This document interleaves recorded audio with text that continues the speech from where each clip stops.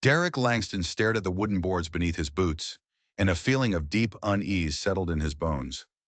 Something was wrong. The floor of his barn, built by his grandfather's own hands 40 years ago, had always been solid as bedrock. But now, as he walked across this one particular section, it echoed with a hollow sound. A sound that had no business being there. He'd been repairing a damaged corner post, a simple morning chore, when he'd first noticed it.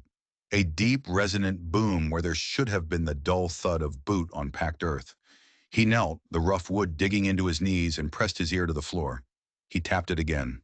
Hollow, unmistakably hollow. Derek had lived on this land for all 35 years of his life. He had walked these floors thousands of times, played here as a boy, worked here as a man. He had never heard this before. His grandfather Samuel had built everything on this property himself. Every beam, every fence post, every single plank was a testament to his hard work. There were no secrets on this land. There couldn't be. With a grunt, he jammed his crowbar into the seam between two boards. The old wood groaned in protest, then gave way with a screech of rusty nails. He pried up the first board, then a second, and a third. What lay beneath defied all logic. It shattered everything he thought he knew about his home, his family, and his own history. A dark rectangular opening gaped at him from the earth.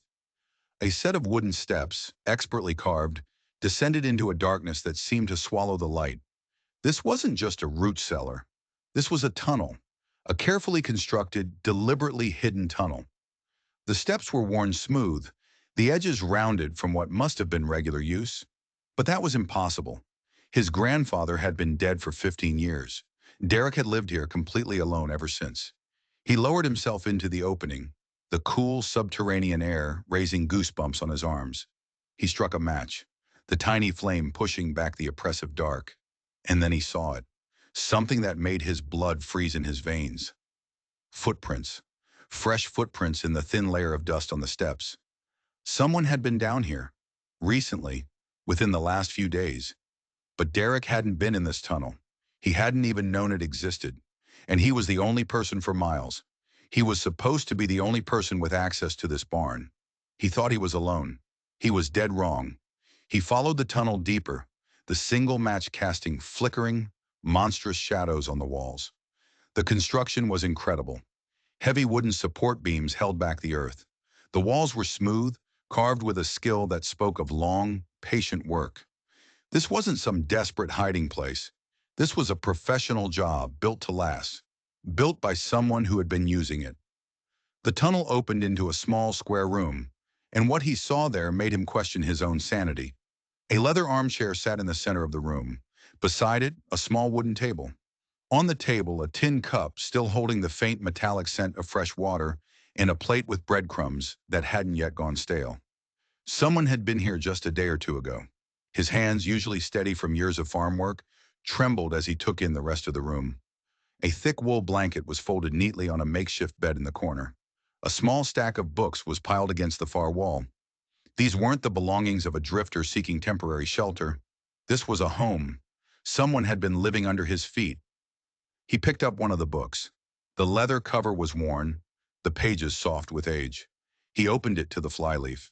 In his grandfather's elegant, familiar script were the words, "Property of Samuel Langston, 1851, his grandfather's books."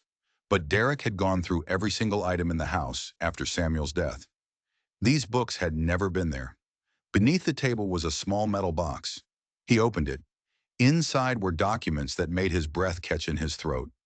Deeds to properties he had never heard of. Letters from men whose names he didn't recognize.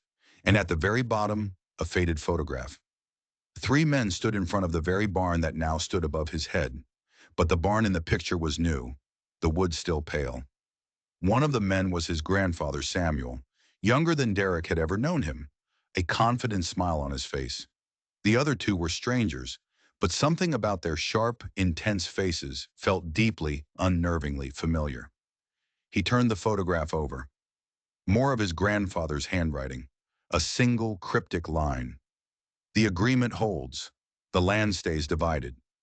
No one speaks of what happened here. S.L. 1852. His match burned down, searing his fingertips. What agreement?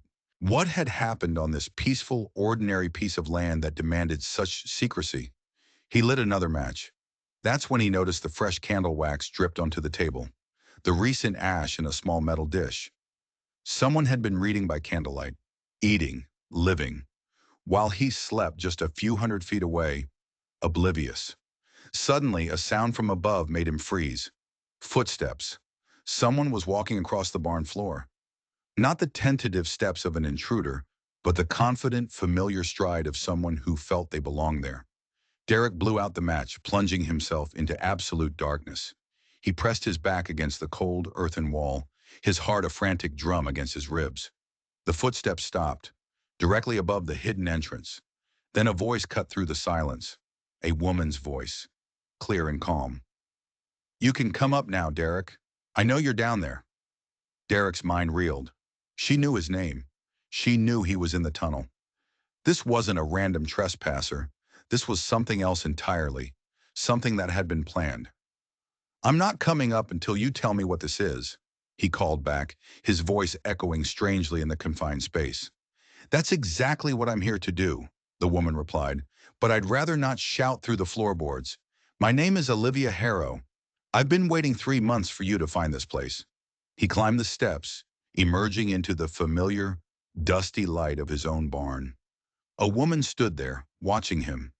She was about his age, her dark hair pulled back in a severe bun, her eyes sharp and intelligent. She carried a worn leather satchel. "How do you know my name?" Derek demanded. "I know a great deal about you, Derek Langston," she said, her voice even. "I know your grandfather was Samuel. I know you've lived here alone since he died. And I know you just discovered a piece of your family history that was meant to stay buried forever." She opened her satchel and pulled out a thick folder. "Now, I need to know if you're ready to learn the truth." "My grandfather was an honest man," Derek said, the words a reflex, a defense of the only world he'd ever known. "Your grandfather was a very complicated man," Olivia corrected. She handed him a document from the folder. It was a contract dated 1852, written in Samuel Langston's unmistakable hand. But the words made no sense. Shared ownership, rotation of residence, concealment from authorities. At the bottom were 3 signatures: Samuel Langston, Thomas Harrow, and William Cross. "Thomas Harrow was my grandfather," Olivia said quietly. "And according to this contract, my family legally owns 1/3 of the land you're standing on. We've honored the agreement to stay away, but the contract expires next month. We've come to reclaim what is ours." Derek stared at the paper, the world tilting beneath his feet. "This is impossible. I have the deed." "You have one deed, Derek. There are 2 others." As if on cue, the sound of approaching horses echoed across the valley. Not one rider, several, and a wagon. "Those aren't my people," Olivia said, her calm expression finally cracking with alarm. "I came alone." Derek grabbed the metal box from the tunnel. His mind was a storm of confusion. "Then who are they?" "The third family," Olivia breathed, her eyes wide with a new fear. "William Cross. If his family knows about this place, if they've been watching—" The barn door creaked open, and a group of men strode in. They were led by a tall, gray-haired man with the same sharp features as one of the strangers in the photograph. "Marcus Cross," the man announced, his voice booming in the quiet barn. He looked from Olivia to Derek, a grim smile on his face. "And you must be Samuel's boy. You have his eyes." He gestured to the 2 younger men flanking him. "My sons. They've been taking very good care of this place for you." "You're the ones who've been living in the tunnel," Derek said, the pieces clicking into place with sickening speed. "Someone had to protect the assets," Marcus replied coldly. "Especially once we learned Miss Harrow was sniffing around. We couldn't risk her finding the sealed chambers without us." "Sealed chambers?" Olivia asked. "What's in them?" Marcus's smile was predatory now. "Your grandfathers were clever men. They found something on this land the government would kill for, something worth a fortune." He walked to a section of the tunnel wall that looked perfectly solid. He pressed a specific wooden beam, and a hidden panel slid silently open. A wave of cool air, carrying a strange metallic scent, washed over them. Silver, Marcus announced, his voice ringing with triumph. A secret, illegal mine. For 50 years, our families have been hiding a treasure right under this barn, and now it's time to divide the profits. One of his sons rushed to his side, whispering urgently in his ear. Marcus's triumphant expression vanished, replaced by a look of pure shock. Impossible, he breathed, his face going white. What is it, father? The back chamber. It's empty. The silver, it's all gone. The hidden chamber was vast. The walls were lined with empty shelves and open metal containers. Mining tools lay scattered on the floor. Deep scars in the rock showed where a rich vein of silver had been systematically stripped away. 50 years of secret work, generations of accumulated wealth, vanished. Someone has been working down here, one of Marcus's sons said, pointing to fresh tool marks on the wall. And recently, Olivia knelt and picked up a scrap of paper from the floor. It's a transport record for raw silver ore. It's dated 3 months ago. 3 months. Derek's blood ran cold. The exact same time Olivia claimed a mysterious lawyer had contacted her. The same time the Cross family had moved into the tunnels. Marcus turned on Olivia, his eyes narrowed with suspicion. Convenient timing, Miss Harrow. You show up to claim your share just as the treasure disappears. I had nothing to do with this, she protested. Who was this lawyer? Derek demanded. Who told you where to find us? Olivia hesitated, a flash of guilt in her eyes. His name was Edwards, James Edwards. He had an office in Millfield. He said he was holding papers for my grandfather. There's no lawyer named Edwards in Millfield, Derek said flatly. That office has been empty for years. A heavy, dangerous silence fell over the tunnel. We've been played, Marcus said, his voice a low growl. Someone knew everything. The silver, the contract, the 3 families. They set us up to tear each other apart while they walked away with the fortune. But who else could have known? Olivia whispered. Derek's mind flashed back to the photograph. The 3 men, their grandfathers, smiling like brothers. Someone they trusted, he said. Someone who waited 50 years for their revenge. From the main chamber, a sound echoed through the tunnel. Slow, deliberate applause. A woman stepped into the lantern light. She was in her 60s, her hair the color of spun silver, her eyes burning with an anger that had been simmering for decades. Excellent work, gentlemen, she said, her voice edged with an accent Derek couldn't place. You finally figured it out. Someone your grandfathers trusted, and someone they betrayed. Who are you? Marcus demanded. My name is Elena Vasquez, she said, and her gaze was a physical blow. My grandfather was Roberto Vasquez, the man who discovered this silver vein in 1851. The man your grandfathers murdered so they could steal his claim. The tunnel seemed to shrink, the air growing thin. That's a lie, Derek choked out. My grandfather was an honest man. Your grandfather was a killer, Elena said, her voice like ice. She held up a worn leather journal. This was Roberto's. He wrote everything down, the discovery, the partnership offer, and his growing fear that his new partners planned to betray him. She opened the journal. His last entry. They have agreed to meet me at dawn. Samuel suggested we finalize the contract in his new tunnel. I pray I am wrong, but I fear I will not see another sunrise. Elena's cold smile was terrifying. The back chamber held more than silver. It held my grandfather's bones. I found them 3 months ago. Your grandfathers didn't just steal from him. They shot him in the back and built their fortune on top of his grave. Her plan had been a masterpiece of manipulation. She had invented the fake lawyer. She had sent Olivia and Derek on a collision course with the Crosses. And while they were all distracted, she had emptied the mine. I took back what was stolen, she said, her voice ringing with the force of a 50-year-old quest for justice. Every ounce of silver belonged to my family. It was never yours. Where is it? Marcus snarled.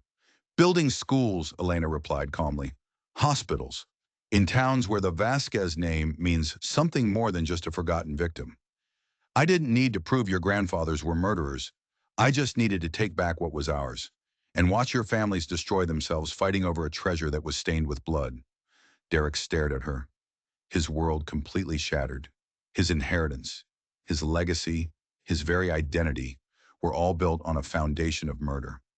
"Show us," he said, his voice a hoarse whisper. She led them to a chamber behind a false wall. The skeleton lay in the dust, a silver crucifix still clutched in its bony fingers. A single dark hole in the back of the skull told the whole story. "All these years," Olivia wept. "We thought they were pioneers." "They were killers," Marcus said, his voice hollow. "The question now," Elena said, her eyes boring into them, "is what are you going to do about it?" Derek looked at the remains of the murdered man. He looked at the tunnel, a tomb built to hide a terrible secret. He looked at the descendants of the men who had committed this crime. He couldn't live here anymore. He couldn't work land bought with blood. "It's yours," he said, the words tasting of ash and freedom. "The house, the land, all of it. It belongs to you." Elena had planned for justice. She had planned for revenge. But she hadn't planned for this. She hadn't planned for honor.